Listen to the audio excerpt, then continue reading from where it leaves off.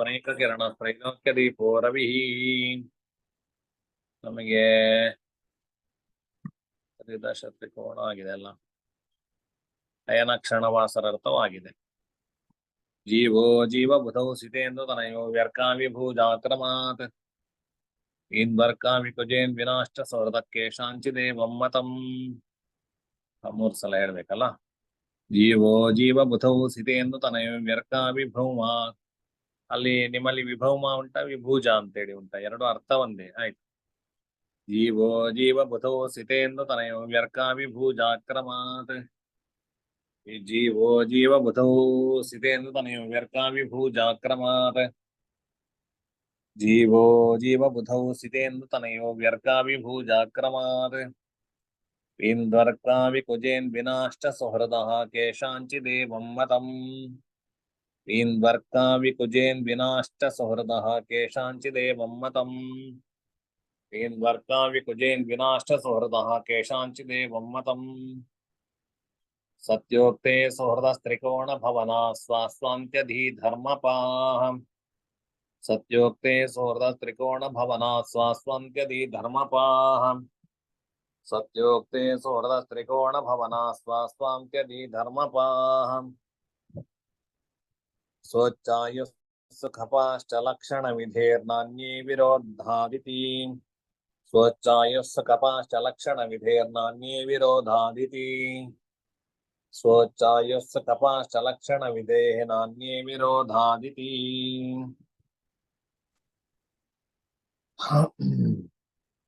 ಇದರ ಪದಚ್ಛೇದ. ಜೀವಃ ಜೀವಬುಧೌ ಸಿತೇಂದು ತನಯೌ ವ್ಯರ್ಕಾಃ ವಿಭೂಜಾಃ ಕ್ರಮಾತ್.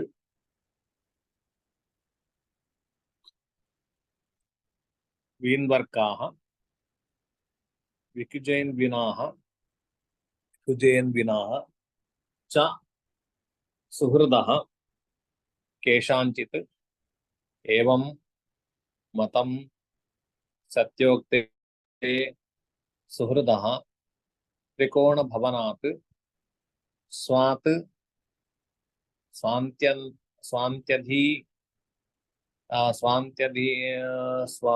ಸ್ವಾಂತ್ಯಧಿ ಧರ್ಮಪಾಃ. ಸ್ವಚ್ಛಾಯುಃ ಸುಖಪಾಃ ಚ ಲಕ್ಷಣ ವಿಧೇಃ ನ ಅನ್ಯೇಃ ವಿರೋಧಾತ್ ಇತಿ. ಈ ರೀತಿಯಲ್ಲಿ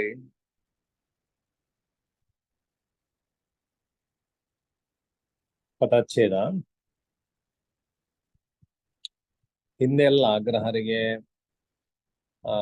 ಅವರ ಯೋಗಗಳನ್ನ, ಅವರ ವೀಕ್ಷಣೆ ಯಾವ ರೀತಿಯಲ್ಲಿ ಇರ್ತದೆ, ಅವುಗಳ ಫಲಗಳನ್ನೆಲ್ಲ ನಿರೂಪಣೆ ಅವುಗಳ ವಿಷಯಗಳನ್ನು ನಿರೂಪಣೆ ಮಾಡಿ, ಈಗ ಗ್ರಹರಿಗೆ ಶತ್ರುತ್ವ, ಮಿತ್ರತ್ವ, ಸಮತ್ವ ಅಂತ ಎಲ್ಲ ಮನುಷ್ಯರಲ್ಲಿ ಕೂಡ ಈ ಭಾವನೆಗಳು ಇರ್ತದೆ. ಕೆಲವರನ್ನು ನಮಗೆ ಕಂಡಾಗ ಮಿತ್ರ, ತುಂಬಾ ಸ್ನೇಹ ಇರ್ತದೆ, ಅವರನ್ನು ನೋಡಿದ ಕೂಡಲೇ ಸಂತೋಷ ಆಗುವಂಥದ್ದು, ಅವರ ಜೊತೆಗೆ ಹೆಚ್ಚು ಒಡನಾಟ ಇರ್ತದೆ, ಮಿತ್ರ ಅಂತ ಕರೀತೇವೆ. ಹಾಗೆ ಕೆಲವರ ಜೊತೆಗೆ ಎಷ್ಟು ಬೇಕೋ ಅಷ್ಟೇ. ಆ ಕಡೆ ತುಂಬಾ ಮಿತ್ರತ್ವ ಅಲ್ಲ, ತುಂಬಾ ಹಚ್ಚಿಕೊಂಡು ಇರುವುದಿಲ್ಲ, ತುಂಬಾ ದೂರವೂ ಅಲ್ಲ. ಆದ್ರೆ ಕೆಲವರ ಕಂಡಾಗ ನಮಗೆ ಶತ್ರುತ್ವ ಇರ್ತದೆ, ಅರ್ಥಾತ್ ಅವರನ್ನ ಕಂಡ್ರೆ ಆಗುದಿಲ್ಲ. ಏನ್ ಮಾಡಿದ್ರೆ ಅವರು ನಮಗೆ ಸರಿ ಕಾಣುವುದಿಲ್ಲ, ಅಥವಾ ಅವರಲ್ಲಿ ವಿರೋಧಗಳು, ಇದೆಲ್ಲ ಶತ್ರುತ್ವ ಭಾವನೆ. ಇದೇ ವ್ಯವಸ್ಥೆ ನಮ್ಗೆ ಗ್ರಹರಲ್ಲಿ ಕೂಡ ಇರ್ತದೆ. ಗ್ರಹರಲ್ಲಿ ಒಬ್ಬೊಬ್ಬರಿಗೆ ಒಬ್ಬೊಂದೊಂದು. ಕೆಲವರು ಗ್ರಹರು ಶತ್ರುತ್ವ ಇರ್ತದೆ, ಕೆಲವರಲ್ಲಿ ಮಿತ್ರತ್ವ, ಕೆಲವು ಗ್ರಹರ ಮಿತ್ರರಾಗಿರ್ತಾರೆ, ಕೆಲವರು ಸಮರಾಗಿರ್ತಾರೆ. ಇಂಥ ಒಂದು ವ್ಯವಸ್ಥೆಯನ್ನ ನಮಗೆ ಆಚಾರ್ಯರು ಈ ಶ್ಲೋಕದ ಮೂಲಕವಾಗಿ ತಿಳಿಸಿಕೊಡ್ತಾ ಇದ್ದಾರೆ. ಈ ಶತ್ರುತ್ವ ಮಿತ್ರತ್ವ ಗ್ರಹರಲ್ಲಿ ಇರ್ತದ ಇಲ್ವೋ ಅಂತ ಕೇಳಿದ್ರೆ ಅದು ನಮಗೆ ಇರುವಂತದ್ದಲ್ಲ ವಾಸ್ತವಿಕವಾಗಿ. ಆದ್ರೆ ನಮಗೆ ಚಿಂತನೆಗೆ ಇದು ಬೇಕಾಗ್ತದೆ. ಚಿಂತನೆಯ ವಿಷಯದಲ್ಲಿ ನಮಗೆ ಈ ಲೋಕವನ್ನ, ಬ್ರಹ್ಮಾಂಡವನ್ನ ಚಿಂತನೆ ಮಾಡ್ಬೇಕಾದ್ರೆ ಆ ವ್ಯವಸ್ಥೆಗೆ ಪೂರಕವಾಗಿ ಇಂಥದ್ದೊಂದು ಚಿಂತನೆ ಇದೆ. ಜೀವ ಇದು ಕೆಲವರ ಮತ. ಮೊದಲಿಗೆ ಒಂದು ಅರ್ಧದಲ್ಲಿ ಮೊದಲ ಅರ್ಧದಲ್ಲಿ ಒಬ್ಬರ ಆಚಾರ್ಯರ ಮತವನ್ನು ಹೇಳಿ, ಅಂದ್ರೆ ಕೆಲವು ಆಚಾರ್ಯರುಗಳ ಮತವನ್ನು ಹೇಳಿದ್ರೆ, ಇಲ್ಲಿ ಕೇಶಾಂಚಿತ್ ಅಂತ ಹೇಳಿದ್ರೆ ಯವನರ ಮತ ಅಂತೇಳಿ ಹೇಳ್ತಾರೆ. ಆ ಯವನ ಆಚಾರ್ಯರು ಏನು ಹೇಳಿದ್ದಾರೆ, ಅವರ ಅಭಿಪ್ರಾಯಗಳೇನಿದೆ ಅದನ್ನ ಮೊದಲಿಗೆ ನಿರೂಪಣೆ ಮಾಡಿ, ನಂತರದ ಅರ್ಧದಲ್ಲಿ ಸತ್ಯಾಚಾರ್ಯರು ಅಂತ ಹೇಳಿದ್ದಾರೆ, ಅವರೇನು ಹೇಳ್ತಾರೆ ಅಂತ ಹೇಳುವಂಥದ್ದನ್ನು ನಿರೂಪಣೆ ಮಾಡ್ತಾರೆ. ನಾವೆಲ್ಲ ಹೆಚ್ಚಾಗಿ ಬಳಸುವಂಥದ್ದು ಸತ್ಯಾಚಾರ್ಯರು ಹೇಳಿರುವಂತಹ ಮತವನ್ನೇ ಹೆಚ್ಚಿನ ಜ್ಯೋತಿಷ್ಯರಲ್ಲಿ ವಾಡಿಕೆಯಲ್ಲಿ ಇರುವಂತದ್ದು, ತಗೊಳ್ಳುವಂಥದ್ದು. ಆದ್ರೆ ಉಳಿದ ಆಚಾರ್ಯರುಗಳ ನಮಗೆ ಏನು ಹೇಳಿದ್ದಾರೆ ಅಂತೇಳಿ ಗೊತ್ತಿರಬೇಕಾಗ್ತದೆ. ಮೊದಲಿಗೆ ನೋಡುವ. ಜೀವ ಮೊದಲಿಗೆ ಮಿತ್ರರನ್ನೇ ಹೇಳ್ತಾ ಹೋಗಿದ್ದಾರೆ. ಅಂದ್ರೆ ಸುಹೃದಃ ಕೇಶಾಂಚಿದೇವ ಮತಂ, ಇವರೆಲ್ಲ ಮಿತ್ರರು ಯಾರಿಗೆ? ರವಿಯಾದಿ ಗ್ರಹರಿಗೆ, ಕ್ರಮವಾಗಿ ರವಿ, ಚಂದ್ರ, ಕುಜ, ಬುಧ, ಗುರು, ಶುಕ್ರ, ಶನಿ, ಈ ರೀತಿಯಲ್ಲಿ ಇಟ್ಕೊಳ್ಬೇಕು. ಮೊದಲಿಗೆ ಜೀವ, ರವಿಗೆ ಜೀವನು ಮಿತ್ರ. ಉಳಿದವರೆಲ್ಲ ಇದರಲ್ಲಿ ಮಿತ್ರತ್ವ ಶತ್ರುತ್ವ ಮಾತ್ರ ಹೇಳ್ತಾ ಇದ್ದಾರೆ. ನೈಸರ್ಗಿಕ ಮಿತ್ರತ್ವ ಮತ್ತೆ ಶತ್ರುತ್ವದ ಪರಿಜ್ಞಾನ ಇಲ್ಲ ಇದರಲ್ಲಿ. ನೈಸರ್ಗಿಕ ಶತ್ರು, ನೈಸರ್ಗಿಕ ಮಿತ್ರ ಯಾರು ಅಂತ ಹೇಳುವಂಥದ್ದನ್ನು ಹೇಳ್ತಾ ಇದ್ದಾರೆ. ಈ ಯವನೇಶ್ವರರ ಮತದಲ್ಲಿ ನಮಗೆ ಸಮತ್ವ ಅಂತ ಹೇಳುವಂಥದ್ದು ಬರುವಂತದ್ದೇ ಇಲ್ಲ. ಅದರಲ್ಲಿ ಮಿತ್ರ ಮತ್ತೆ ಶತ್ರು ಎರಡೇ ವಿಷಯಗಳು ಇರುವಂತದ್ದು. ಅದರಿಂದಾಗಿ ಮೊದಲಿಗೆ ಜೀವ ನಮಗೆ ಮಿತ್ರ ರವಿಗೆ, ಉಳಿದವರೆಲ್ಲರೂ ಕೂಡ ಶತ್ರುಗಳೇ. ಉಳಿದವರು ಯಾರು? ಚಂದ್ರ ಆಗ್ಲಿ, ಕುಜ ಆಗ್ಲಿ, ಬುಧ ಆಗ್ಲಿ, ಶುಕ್ರ ಆಗ್ಲಿ, ಶನಿ ಆಗ್ಲಿ, ಇವರೆಲ್ಲರೂ ಕೂಡ ಶತ್ರುಗಳು. ಗುರು ಮಾತ್ರ ಮಿತ್ರ ರವಿಗೆ. ಇನ್ನು ಚಂದ್ರನಿಗೆ ಆಗ್ಬೇಕಾದ್ರೆ ಜೀವ ಮತ್ತೆ ಬುಧರು ಮಿತ್ರರು, ಜೀವ ಬುಧವು. ಗುರು ಮತ್ತೆ ಬುಧರು ಮಿತ್ರರು. ಅರ್ಥಾತ್ ಚಂದ್ರನಿಗೆ ರವಿ ಶತ್ರು, ಕುಜ ಶತ್ರು, ಶುಕ್ರ ಶತ್ರು, ಶನಿ ಶತ್ರು. ಸಿತೇಂದು ತನಯವು, ಕುಜನಿಗೆ ಆಗ್ಬೇಕಾದ್ರೆ ಸಿತ ಅಂತ ಹೇಳಿದ್ರೆ ಶುಕ್ರ, ಇಂದು ತನಯ ಅಂತ ಹೇಳಿದ್ರೆ ಬುಧ. ಈ ಇವರಿಬ್ಬರು ಕೂಡ ಮಿತ್ರರು, ಉಳಿದವರೆಲ್ಲ ಶತ್ರುಗಳು. ಕುಜನಿಗೆ ರವಿ ಶತ್ರುವಾದ, ಚಂದ್ರ ಶತ್ರುವಾದ, ಮತ್ತೆ ಗುರು ಶತ್ರುವಾದ, ಶನಿ ಶತ್ರುವಾದ. ಇನ್ನು ಬುಧನಿಗಾಗ್ಬೇಕಾದ್ರೆ ವ್ಯರ್ಕಾಹ, ಈ ವಿಗತ ಅರ್ಕಾಹ ಅಂತ. ವ್ಯರ್ಕ ಅಂತ ಹೇಳಿದ್ರೆ ರವಿಯನ್ನು ಬಿಟ್ಟು ಉಳಿದವರೆಲ್ಲರೂ ಮಿತ್ರರು. ಹಾಗಿದ್ರೆ ಬುಧನಿಗೆ ಒಬ್ಬನೇ ಶತ್ರು, ಯಾರು? ರವಿ ಮಾತ್ರ ಶತ್ರು, ಉಳಿದವರೆಲ್ಲರೂ ಕೂಡ ಮಿತ್ರರು. ಇನ್ನು ಗುರುವಿಗಾಗ್ಬೇಕಾದ್ರೆ ವಿಭೂಜಾಹ ಅಥವಾ ಪಾಠಾಂತರ ವಿಭೌಮಾಹ ಅಂತೇಳಿ ಕೂಡ ಇದೆ ಕೆಲವು ಕಡೆ. ವಿಭೌಮಾಹ, ಭೌಮ ಅಂತ ಹೇಳಿದ್ರು, ಭೂಜ ಅಂತ ಹೇಳಿದ್ರು, ಎರಡು ಒಂದೇ, ಭೂಮಿಯಿಂದ ಹುಟ್ಟಿದವ ಅಂತ ಅರ್ಥಾತ್ ಕುಜ. ಈ ಗುರುವಿಗೆ ಕುಜನನ್ನು ಬಿಟ್ಟು ಉಳಿದವರೆಲ್ಲರೂ ಮಿತ್ರರು.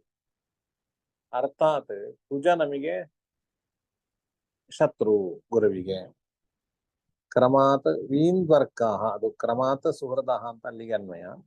ಈ ಕ್ರಮಾತ್ ಅಂತ ಹೇಳುವಂಥದ್ದು ಅಂದ್ರೆ ರವಿಯಾದಿ ಗ್ರಹರಿಗೆ ಕ್ರಮವಾಗಿ ಮಿತ್ರರು ಅಂತ. ಇನ್ನು ಗುರು ಆಯ್ತಲ್ಲ, ಗುರು ಆದ್ಮೇಲೆ ಶುಕ್ರ. ವೀನ್ದ್ವರ್ಕಾಹ, ವಿಗತ ಇಂದು ಅರ್ಕಾಹ. ಅರ್ಥಾತ್ ಚಂದ್ರ ಮತ್ತೆ ರವಿಯು ಶುಕ್ರನಿಗೆ ಶತ್ರು, ಉಳಿದವರೆಲ್ಲರೂ ಕೂಡ ಮಿತ್ರರು.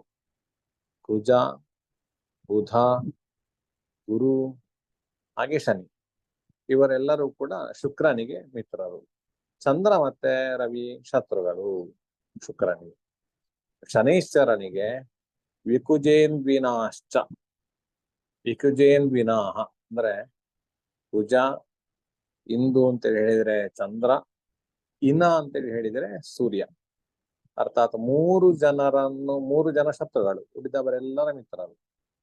ಕುಜ ಶತ್ರು, ಚಂದ್ರ ಶತ್ರು, ರವಿ ಶತ್ರು, ಅಂದ್ರೆ ಆರಂಭದ 3 ಜನ ಶತ್ರುಗಳು.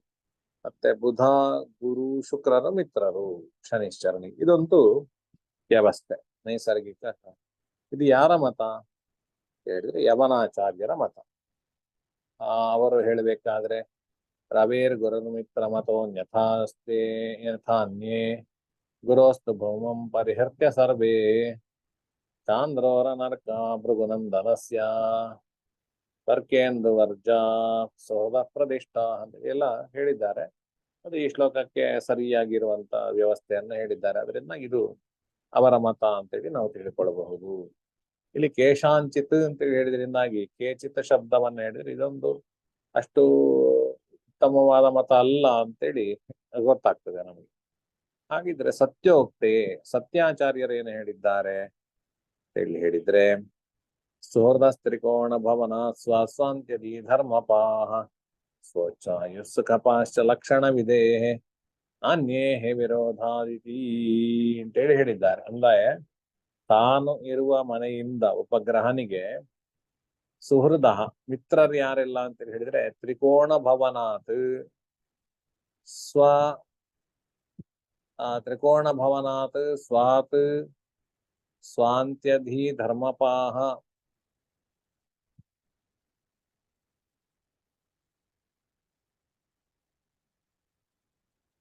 ನಿಮಗೆ ಒಂದು ಉದಾಹರಣೆ ನೋಡಿದ್ರೆ ಮತ್ತೆ ಗೊತ್ತಾಗ್ತದೆ ನಮಗೆ. ಸ್ವಚ್ಛಾಯು ಸುಖಪಾಹ ಚ ಲಕ್ಷಣವಿದೇಹ ಅನ್ಯೇ ವಿರೋಧಾದಿತಿ. ಮೂರು ವ್ಯವಸ್ಥೆಯನ್ನು ಹೇಳ್ತಾರೆ ಇದರಲ್ಲಿ. ಶತ್ರು, ಸಮ, ಹಾಗೆ ಮಿತ್ರರ್ ಅಂತೇಳಿ ಹೇಳಿ.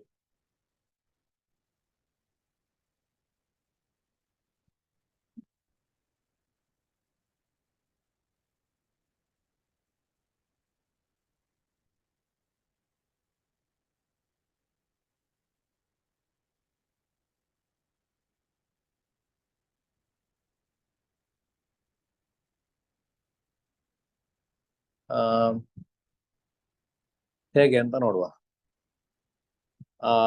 ತಾನು ಸ್ವಾತ್ ತ್ರಿಕೋಣ ಭವನಾತ್ ಅಂದ್ರೆ ತನ್ನ ಮೂಲ ತ್ರಿಕೋಣ ಭವನದಿಂದಾಗಿ ಈಗ ಒಬ್ಬನನ್ನು ತಗೊಳ್ಳುವ ರವಿಯ ಮೂಲ ತ್ರಿಕೋಣ ಭವನ ಯಾವುದು ನಮಗೆ?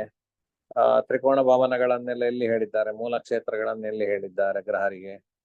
ಸಿಂಹೋ ವೃಷ ಪ್ರಥಮ ಷಷ್ಠ ಹಯಾಂಗ ತೌಲಿ ಕುಂಭಾಸ್ತ್ರಿಕೋಣ ಭವನಾನಿ ಭವಂತಿ ಸೂರ್ಯಾತ್ ಅಂತ ಹೇಳಿ ನಮಗೆ ಒಬ್ಬೊಬ್ಬ ಗ್ರಹರಿಗೂ ಕೂಡ ಮೂಲ ತ್ರಿಕೋಣ ರಾಶಿಗಳು ಅರ್ಥಾತ್ ಅವರ ಮೂಲ ರಾಶಿಗಳು ಯಾವುದು ಅಂತ ಹೇಳುವುದನ್ನ ಹೇಳಿದ್ದಾರೆ. ಇದರಿಂದ ಇಟ್ಕೊಳ್ಬೇಕು ನಾವು. ಇಲ್ಲಿಂದ ತ್ರಿಕೋಣ ಭವನಾಥ ಸ್ವಾತ್ ಸ್ವಾಂತ್ಯದಿ ಧರ್ಮಪಾಹ. ಸ್ವ ಅಂತೇಳಿ ಹೇಳಿದರೆ ದ್ವಿತೀಯ ಸ್ಥಾನ, ಅಂತ್ಯ ಅಂತೇಳಿ ಹೇಳಿದರೆ ದ್ವಾದಶ ರಾಶಿ, ಧೀ ಅಂತೇಳಿ ಹೇಳಿದ್ರೆ ಬುದ್ಧಿಯ ಸ್ಥಾನ ಯಾವುದು? ಪಂಚಮ. ಧರ್ಮಸ್ಥಾನ ಯಾವುದು ಅಂತೇಳಿ ಹೇಳಿದ್ರೆ 9ನೇ ರಾಶಿ. ಸ್ವಚ್ಛಾಯು ಅವನ ಉಚ್ಚ ರಾಶಿ. ಆಯುಷ್ಯ ರಾಶಿ ಅಂತೇಳಿ ಹೇಳಿದ್ರೆ 8ಮ ರಾಶಿ. ಸುಖ ರಾಶಿ ಅಂತೇಳಿ ಹೇಳಿದರೆ 4ಥ ರಾಶಿ. ಇದರೆಲ್ಲರ ಅಧಿಪತಿಗಳು ಮಿತ್ರ ಅಥವಾ ಸಮರಾಗಿರುತ್ತಾರೆ ಅಂತ. ಅಂದ್ರೆ ಯಾವುದೇ ಒಬ್ಬ ಗ್ರಹನಿಗೆ ಇದರಲ್ಲಿ 2 ಬಂದ್ರೆ ಅವನು ಮಿತ್ರ ಆಗಿರ್ತಾನೆ, ಒಂದು ಅಧಿಪತ್ಯ ಬಂದ್ರೆ ಅವನು ಸಮ ಆಗಿರ್ತಾನೆ, ಯಾವುದು ಬರದಿದ್ರೆ ಅವನು ಶತ್ರು ಅಂತ ಹೇಳುವಂತ ವ್ಯವಸ್ಥೆ. ಅದು ಹೇಗೆ ಅಂತೇಳಿ ಹೇಳಿದ್ರೆ ನೋಡ್ತಾ ಹೋಗುವ. ಒಂದು ಉದಾಹರಣೆಗೆ ತಗೊಳ್ಳುವ. ರವಿಗೆ ಅವನ ಮೂಲ ತ್ರಿಕೋಣ ಯಾವುದು? ಸಿಂಹ ರಾಶಿ ಅಲ್ವಾ? ಸಿಂಹ ರಾಶಿಯಿಂದ ದ್ವಿತೀಯ ರಾಶಿ ಯಾವುದು? ಕನ್ಯಾ ರಾಶಿ. ಕನ್ಯಾ ಕರೆಕ್ಟ್. ಸರಿ. ಇದನ್ನ ನೀವೇ ಹೇಳ್ತಾ ಹೋಗಿ, ಎಲ್ಲರೂ ಕೂಡ ಹೇಳ್ಬೋದು. ಆಯ್ತಾ? ಯಾರು ಬೇಕಾದ್ರೆ ಹೇಳ್ಬೋದು.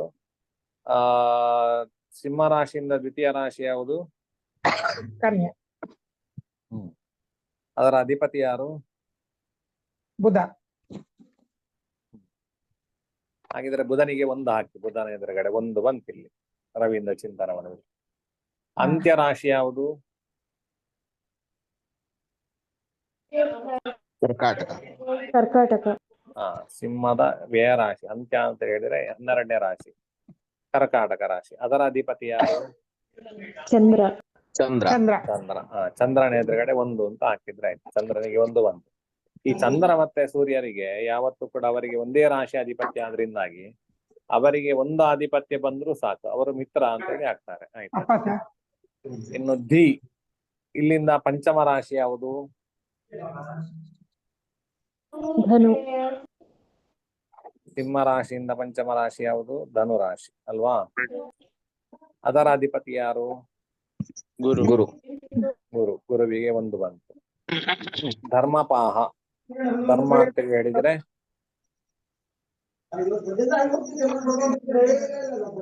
ಧರ್ಮ ಅಂತ ಹೇಳಿದ್ರೆ ಏನು?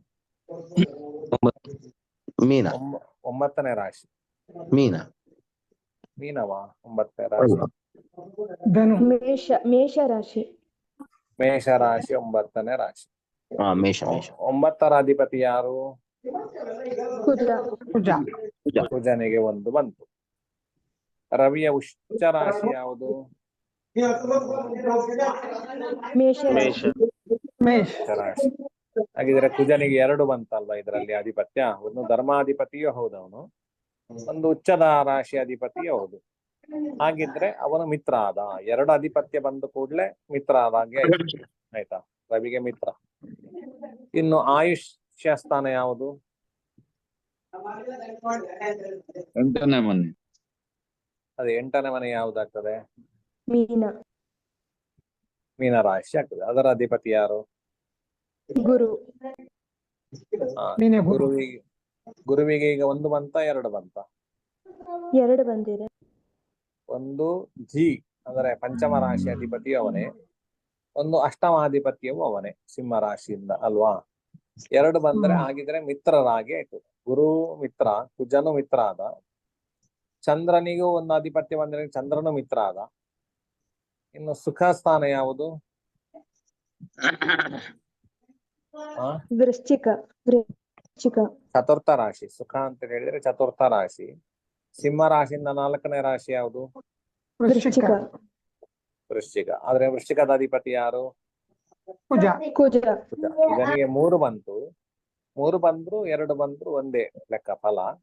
ಅಂತೂ ನಮಗೆ ಈಗ ಯಾರೆಲ್ಲ ಮಿತ್ರ ಆದ ಅಂತ ಹೇಳಿದ್ರೆ ರವಿಗೆ 1 ಚಂದ್ರ ಮಿತ್ರ ಆದ. ಚಂದ್ರನಿಗೆ 1 ಆಧಿಪತ್ಯ ಬಂತಲ್ವಾ?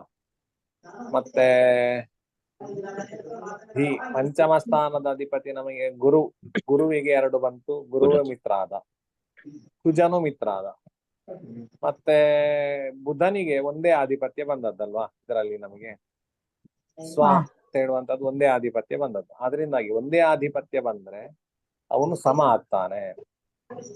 ಸಮ ಆದ್ರೆ ಉಳಿದವರೆಲ್ಲ ಶತ್ರುಗಳು ಅಂತ ಅರ್ಥ. ಅದನ್ನೇ ನಮಗೆ ಮುಂದಿನ ಶ್ಲೋಕದಲ್ಲಿ ಹೇಳ್ತಾರೆ. ಶತ್ರು ಮಂದಸಿತೌ ಸಮಶಿಸುತೋ ಮಿತ್ರಾಣಿ ಶೇಷ ರವೇಹೆ. ಅಂದ್ರೆ ರವಿಗೆ ಶತ್ರು ಮಂದಸಿತವು. ಶತ್ರುಗಳು ಯಾರೆಲ್ಲ ಅಂತ ಹೇಳಿದ್ರೆ ಶನಿ ಮತ್ತೆ ಶುಕ್ರ. ಈ ಶನಿ ಮತ್ತೆ ಶುಕ್ರರಿಗೆ ಅವರ ಆಧಿಪತ್ಯದ ಕ್ಷೇತ್ರ ಇದರಲ್ಲಿ ಬರ್ಲೇ ಇಲ್ಲ. ಆದ್ರಿಂದಾಗಿ ಶನಿ ಮತ್ತೆ ಶುಕ್ರರು ರವಿಗೆ ಶತ್ರು.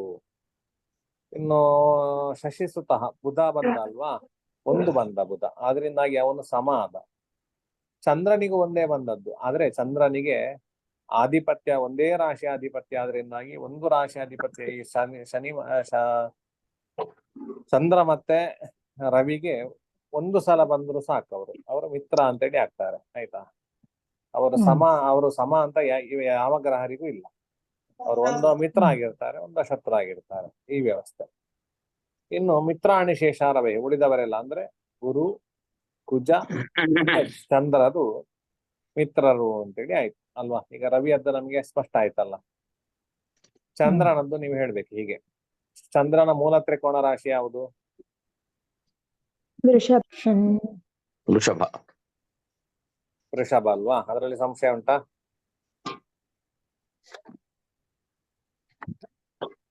ಮೂಲ ತ್ರಿಕೋಣ ಡಿಗ್ರಿ ಹೇಳಿ ಎಷ್ಟು ಅಂತ? 3.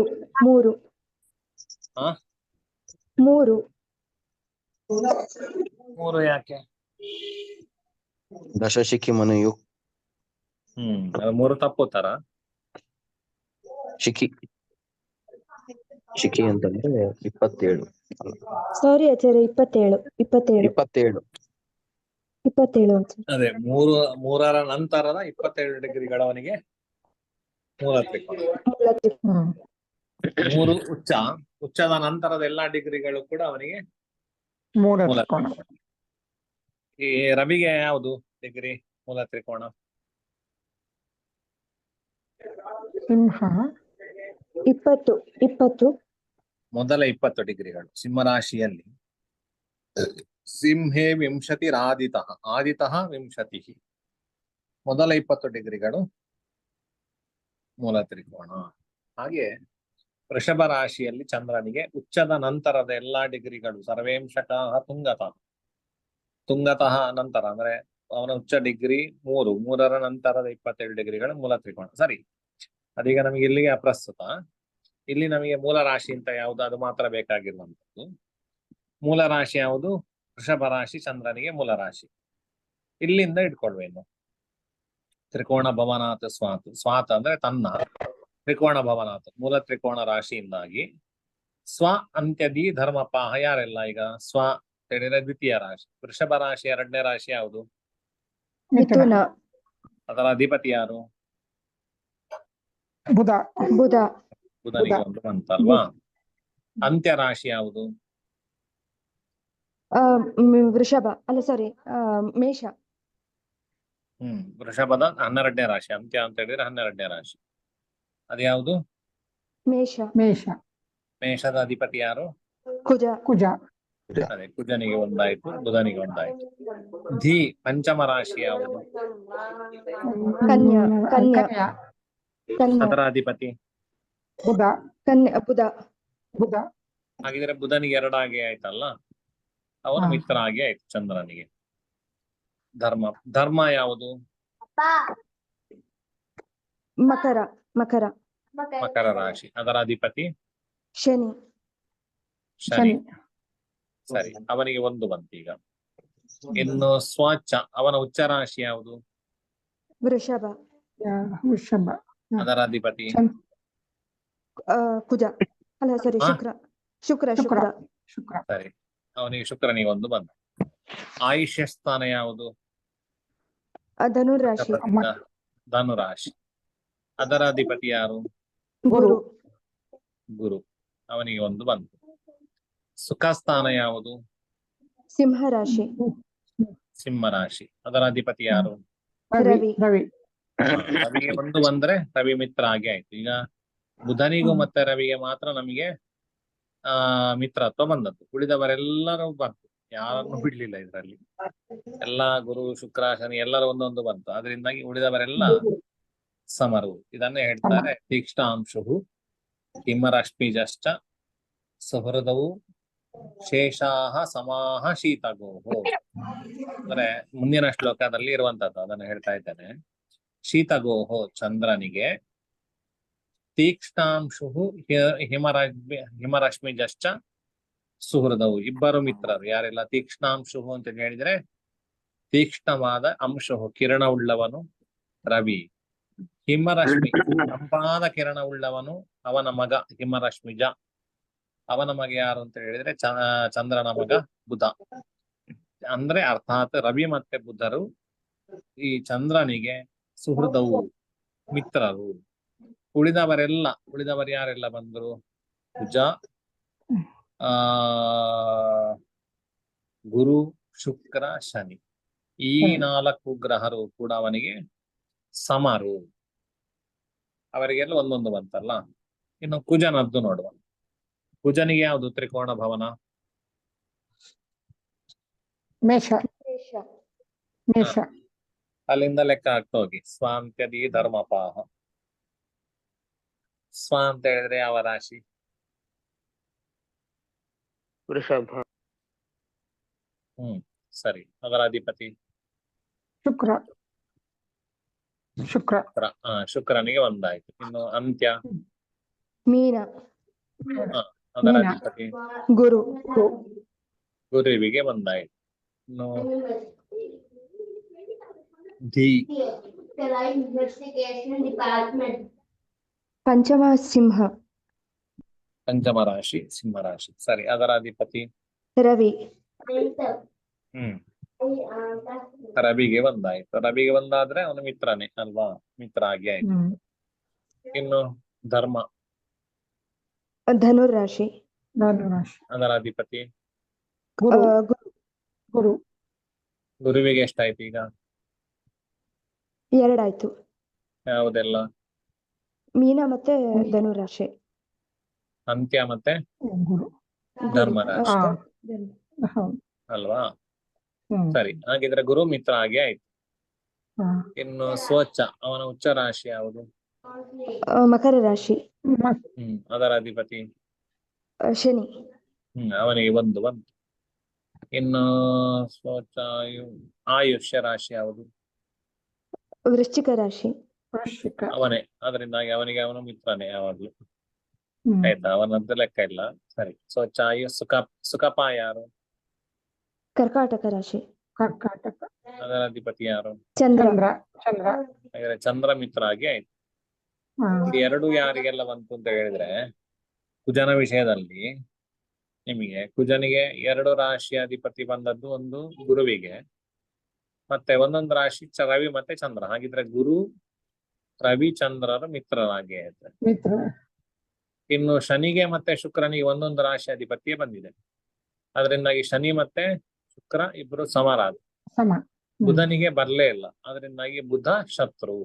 ಶತ್ರು. ಇದನ್ನೇ ಮುಂದಿನ ಶ್ಲೋಕದಲ್ಲಿ ನಮ್ಗೆ ಜೀವೇಂದುಷ್ಟಕರ ಕುಜಸ್ಯ ಸುಹೃದವು ಸುಹೃದೋ ವರಿಸಿತಾರ್ಕಿ ಸಮೋ ಅಂತೇಳಿ ಹೇಳಿದ್ದಾರೆ. ಅಂದ್ರೆ ಜೀವೇಂದುಷ್ಟಕರಾಹ ಕುಜಸ್ಯ ಸುಹೃದ, ಕುಜನಿಗೆ ಕುಜಸ್ಯ ಸುಹೃದ ಮಿತ್ರರು ಯಾರು? ಜೀವೇಂದುಷ್ಟಕರಾಹ ಅಂದ್ರೆ ಗುರು, ಜೀವ, ಇಂದು. ಇಂದು ಅಂತ ಹೇಳಿದ್ರೆ ಇಂದು. ಚಂದ್ರ, ಉಷ್ಟಕರಾಹ ಅಂತ ಹೇಳಿದ್ರೆ ಯಾರು? ಉಷ್ಣಕರ ಯಾರು? ಕುಜನ. ಹ? ರವಿ. ರವಿ ಯಾಕೆ?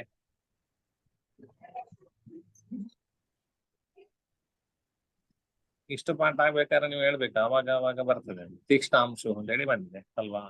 ಹಾಗೆ ಉಷ್ಣಕರ ಅಂತ ಬಂದಿದೆ. ಉಷ್ಣಕರ ಅಂತ ಹೇಳಿ ಹೇಳಿದ್ರೆ ಕಿರಣಗಳು ಎಂಬುದಾಗಿ ಅರ್ಥ ಇದೆ. ಉಷ್ಣವಾದ ಕಿರಣ ಉಷ್ಣ ಯಾರಿಗೆ? ಅಂದ್ರೆ ಬಿಸಿ. ರವಿ. ಕರೆಕ್ಟ್. ರವಿಗೆ. ಬಾಕಿ ಯಾರ್ದು ಬಿಸಿ ಗೊತ್ತಾಗುದಿಲ್ಲ ನಮಗೆ. ಗೊತ್ತಾಗುವಂತ ಬಿಸಿ ಅಂತ ಹೇಳಿದ್ರೆ ರವಿ ಅಂತಲ್ವಾ? ಸರಿ. ಉಷ್ಣಕರ ಅಂತ ಹೇಳಿದ್ರೆ ಯಾರು? ರವಿ. ಹಿಮಕರ ಅಂತ ಹೇಳಿದ್ರೆ ಯಾರು? ಚಂದ್ರ. ಕರ ಅಂತ ಹೇಳಿದ್ರೆ ಕಿರಣ ಎಂಬುದಾಗಿ ಅರ್ಥ. ಸರಿ. ಇವು 3 ಜನರು ಕುಜನಿಗೆ ಸುಹೃದ ಮಿತ್ರರು. ಜಹ ಅರಿಹಿ, ಬುಧನು ಶತ್ರು. ಸಿತಾರ್ಕಿ, ಸಿತಾ ಅಂತ ಹೇಳಿದ್ರೆ ಶುಕ್ರ.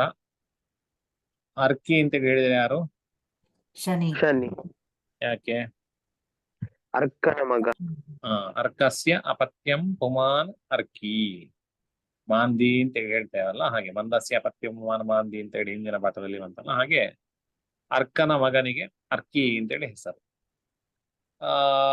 ಅದರಿಂದಾಗಿ ಶನಿ. ಅವರಿಬ್ರು ಕೂಡ ಸಮರು ಅಂತ ಅಲ್ವಾ? ಇದು ನೋಡಿ ಆಯ್ತಾ ನಾವು. ಇನ್ನು ಬುಧನದ್ದು ನೋಡುವ. ಬುಧನ ಮೂಲ ತ್ರಿಕೋಣ ರಾಶಿ ಯಾವುದು? ಕನ್ಯಾ. ಕನ್ಯಾ ರಾಶಿ. ಅಲ್ಲಿಂದ ಹೇಳ್ತಾ ಹೋಗಿ. ಸ್ವಾತ್ ತ್ರಿಕೋಣ ಭವನಾತ್ ಸ್ವಾಂತ್ಯಧಿ ಧರ್ಮಪಾಹ. ಯಾರೆಲ್ಲ ಬರ್ತಾರೆ? ಸ್ವಾಂತ್ಯಧಿ ಧರ್ಮಪಾಹ. ಇಲ್ಲಿ ಪಾಠದಲ್ಲಿ ಈಗ ಕೆಲವರು ಹೇಳಿದವರೇ ಹೇಳ್ತಾ ಇದ್ದೀರಿ, ಉಳಿದವರಿಗೆ ಈಗ ಅರ್ಥ ಆಯ್ತಾ ಇದು ವಿಷಯ? ಅರ್ಥ ಆಗ್ಲಿಲ್ವಾ? ಅರ್ಥ ಆಗದಿದ್ರೆ ಹೇಳಿ, ಪ್ರಯತ್ನ ಮಾಡಿ ಆಯ್ತಾ? ಕೇಳಿ ನನ್ನ ಹತ್ರ ಯಾವ್ದು ಅರ್ಥ ಆಗ್ಲಿಲ್ಲ ಅಂತೇಳಿ. ಈಗ ಒಂದು 2-3 ಜನ ಅವರೇ ಹೇಳ್ತಾ ಇದ್ದಾರೆ ಉತ್ತರಗಳನ್ನು. ಬಾಕಿಯವ್ರು ಹೇಳುದು ನನಗೆ ಗೊತ್ತಾಗ್ಲಿಲ್ಲ, ಗಮನಕ್ಕೆ ಬರ್ಲಿಲ್ಲ.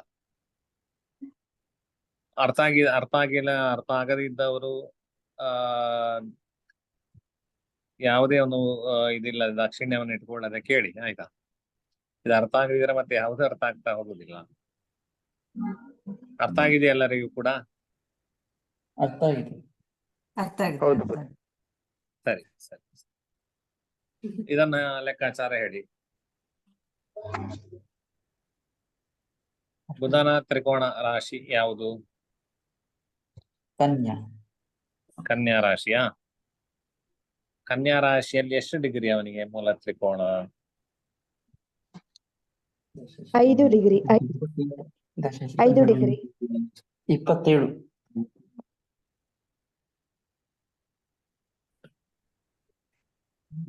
ಬುಧನಿಗೆ 5 ಡಿಗ್ರಿ ಮೂಲ ತ್ರಿಕೋಣ. ಪಂಚಯೋಷಿತಿ ಪರೇ. ಮೂಲ ತ್ರಿಕೋಣ 5 ಡಿಗ್ರಿ ಅವನಿಗೆ. ಎಲ್ಲಿಂದ 5 ಡಿಗ್ರಿ? ಯಾವ 5 ಡಿಗ್ರಿಗಳು? 15ರಿಂದ 20ರವರೆಗೂ. 15ರಿಂದ 20ರವರೆಗೆ. ಅಂದ್ರೆ ಉಚ್ಚದಿಂದ ನಂತರದ 5 ಡಿಗ್ರಿಗಳು ಅವನಿಗೆ ಮೂಲ ತ್ರಿಕೋಣ. ತುಂಗಾತ್ ಉಚ್ಚದಿಂದಾಗಿ ಪಂಚಯೋಷಿತಿ ಪರೆ ಪಾಠ ಆಗಿದೆ ಹಿಂದೆ. ನಂತರದ 5 ಡಿಗ್ರಿಗಳು ಅರ್ಥಾತ್ 15 ಅವನಿಗೆ ಉಚ್ಚ. ಉಚ್ಚದ ನಂತರದ 5 ಡಿಗ್ರಿಗಳು ಅಂತ ಹೇಳಿದ್ರೆ 15ರಿಂದ 20 ಡಿಗ್ರಿವರೆಗೆ ಕನ್ಯಾ ರಾಶಿಯಲ್ಲಿ ಅವನಿಗೆ ಮೂಲ ತ್ರಿಕೋಣ.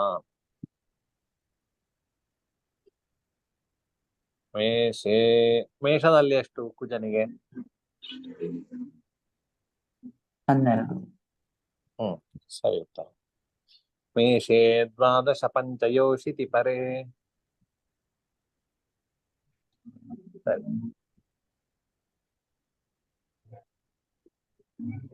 ತುಂಗಾತ್ ಮತ್ತೆ ಹಯಾಂಗೆ ದಶ. ಆಯ್ತಾ? ಸರಿ. ಹಾಗಿದ್ರೆ ನಮಗೆ ಮೇಷದಲ್ಲಿ 12 ಮೊದಲನೇ 12 ಡಿಗ್ರಿಗಳವರೆಗೆ ಮೂಲ ತ್ರಿಕೋಣ. ಇಲ್ಲಿ ಬುಧನಿಗೆ ಕನ್ಯಾ ರಾಶಿಯಲ್ಲಿ 15 ಡಿಗ್ರಿಯ ನಂತರದ 5 ಡಿಗ್ರಿಗಳು ಅರ್ಥಾತ್ 20 ಡಿಗ್ರಿಯವರೆಗೆ ಅವನಿಗೆ ಮೂಲ ತ್ರಿಕೋಣ. ಈಗ ನಮಗೆ ಇಷ್ಟು ಸಾಕು. ಮೂಲ ತ್ರಿಕೋಣ, ಕನ್ಯಾ ರಾಶಿ, ಮೂಲ ತ್ರಿಕೋಣ. ಅಲ್ಲಿಂದ ಸ್ವ ಅಂತ ಹೇಳಿದ್ರೆ ಯಾವ ರಾಶಿ? ತುಲಾ. ತುಲಾ ರಾಶಿ. ಅದರ ಅಧಿಪತಿ ಶುಕ್ರ. ಶುಕ್ರ. ಶುಕ್ರನಿಗೆ ಒಂದಾಯ್ತು. ಅಂತ್ಯ ಸಿಂಹ ರಾಶಿ. ರವಿ. ಸಿಂಹ. ಅದರ ರವಿ ಅಧಿಪತಿ ಅಧಿಪತಿ. ರವಿ. ರವಿ. ರವಿ ಮಿತ್ರ ಆಗಿ ಆಯ್ತು ಅಲ್ವಾ? ಹ್ಮ್. ಅಂತ್ಯ ಧಿ ಪಂಚಮ ಮಕರ ರಾಶಿ. ಶನಿ ಮಕರ. ಅಧಿಪತಿ. ಶನಿ ಅಧಿಪತಿ. ಧರ್ಮ ವೃಷಭ. ವೃಷಭ ರಾಶಿ. ವೃಷಭನ. ವೃಷಭ ಶುಕ್ರ ರಾಶಿ. ಅಧಿಪತಿ. ಅದರ ಅಧಿಪತಿ ಶುಕ್ರ. ಶುಕ್ರನಿಗೆ ಎಷ್ಟಾಯ್ತು ಈಗ? 2. ಮಿಥುನ. ಮಿಥುನ. ಎರಡು. ಎರಡಾಯ್ತು. ಶುಕ್ರನಿಗೆ 2 ಆಯ್ತು. ಒಂದು ಸ್ವ ಆಯ್ತು, ಮತ್ತೊಂದು ಧರ್ಮ ಆಯ್ತು ಅಲ್ವಾ? ಹಾ ಹಾ. ಆ, ಅಂತ್ಯ ಅಂತ ಹೇಳಿದ್ರೆ ರವಿಯು ಕೂಡ ಹಾಕಿ ಆಯ್ತು ಅಲ್ವಾ? ಸರಿ. ಇನ್ನು ಧರ್ಮಪಾಹ. ಸ್ವಚ್ಛಾಯು. ಉಚ್ಚ ರಾಶಿ ಯಾವುದು? ಕನ್ಯಾ ಯಾವ್ದು? ರಾಶಿನೇ ಆಗತ್ತೆ. ಕನ್ಯಾ ರಾಶಿ. ರಾಶಿ ಅವನದ್ದೇ, ಆದ್ರಿಂದ ಯಾವ್ದು ಲೆಕ್ಕ ಬರುದಿಲ್ಲ. ಆಯುಷ್ಯ ರಾಶಿ. ಮೇಷ ರಾಶಿ ಆಗುತ್ತೆ. ಅದರ ಅಧಿಪತಿ ಕುಜ. ಕುಜ. ಕುಜ ಆಗುತ್ತೆ. ಕುಜನಿಗೆ ಒಂದು. ಕುಜ. ಸುಖ. ಧನು ರಾಶಿ. ಗುರು. ಗುರು. ಅದರ ಅಧಿಪತಿ ಗುರು. ಗುರು ಗುರು. ಆಗಿದೆ. ಗುರುವಿಗೆ ಎಷ್ಟು ಬಂತು? ಗುರುವಿಗೆ ಒಂದೇ ಒಂದು ಬಂತು, ಶನಿಗೆ ಒಂದು ಬಂತು, ಕುಜನಿಗೆ ಒಂದು ಬಂತು ಅಲ್ವಾ? ಹ್ಮ್ ಹ್ಮ್. ಇದು ಸಮ. ಶುಕ್ರನಿಗೆ 2 ಬಂತು, ಮತ್ತೆ ರವಿಗೆ 1 ಬಂತು. ಅದರಿಂದ ಶುಕ್ರ ಮತ್ತೆ ರವಿ ಮಿತ್ರ ಮಿತ್ರ. ಆದ್ರು.